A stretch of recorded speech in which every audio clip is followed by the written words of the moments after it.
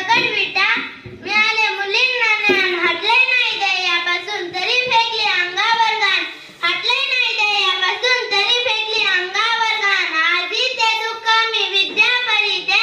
आधी ते दुःख मी विद्या परिते होय मी सावित्रीबाई फुले बोलते होय मी सावित्रीबाई फुले बोलते सर्वांना माझा नमस्कार माझे नाव अमृता संताराम जगताप आज 3 जानेवारी म्हणजे सावित्रीबाई फुले यांचा जन्मदिवस आहे हा संपूर्ण महाराष्ट्रात